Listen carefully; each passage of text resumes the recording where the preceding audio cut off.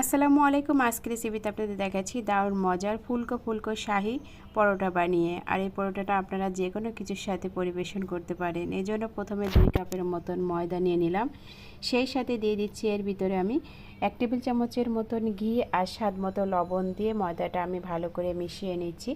এখানে আমি একটি ডিম আর লিকুইড দুধ দিয়ে এই তো ডোটি আমি মাখিয়ে নিচ্ছি। ডোটি এভাবে ভালো করে মাখিয়ে নেওয়ার পরে এখন এই তো 1 টেবিল চামচের মতন ঘি দিয়ে আমি কিছুক্ষণ এই ডোটি এভাবে রেখে দিব। কিছুক্ষণ পর এই ডোটি আমি একটি পিঁড়িতে নিয়ে নিলাম। এখন আবার একটু মথে নিচ্ছি। ভালো করে মথে নিয়ে এখন আমি এই তো লেচিগুলা কেটে নিচ্ছি। আপনারা ছোট বড় যে কোনো সাইজ করে লেচিগুলা কেটে নিতে পারেন। এখন সামান্য একটু ময়দা দিয়ে গোল করে রুটিগুলা বানিয়ে নিচ্ছি। তার উপরে এখন এই তো দিয়ে দিচ্ছি সামান্য একটু ঘি আর দিয়ে দিব সামান্য একটু ময়দা ছড়িয়ে। এখন এই তো পরোটার শেপ দিয়ে আমি এই তো পরোটাগুলো বানিয়ে নিব। আমি এখানে 4 কোনা পরোটা বানিয়ে নিচ্ছি। প্রথমে এভাবে ভাঁজ দিয়ে তারপরে এভাবে ভাঁজ দিয়ে নিচ্ছি। সবগুলা এভাবে পরোটা বানিয়ে নিব। আর এভাবে পরোটাগুলো বানিয়েও আপনারা ফ্রিজে সংরক্ষণ করতে পারেন।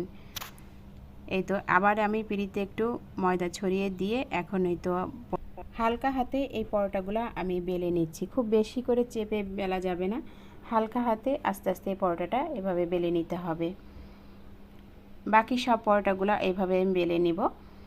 তাওয়াটা আগে থেকেই আমি ভাজার জন্য ভালো করে গরম করে নিয়ে এখন এই তো পরোটাগুলো ভেজে নিচ্ছি প্রথমে।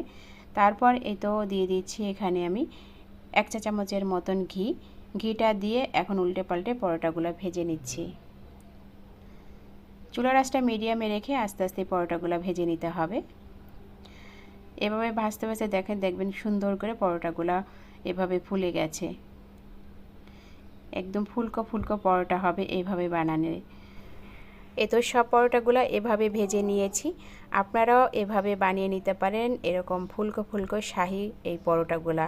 যে কোনো কিছুর সাথে আপনারা পরিবেশন করতে পারেন, খেতে কিন্তু দুর্দান্ত লাগবে। আশা করি রেসিপিটি ভালো লেগেছে। ভিডিওটি দেখার জন্য সবাইকে ধন্যবাদ।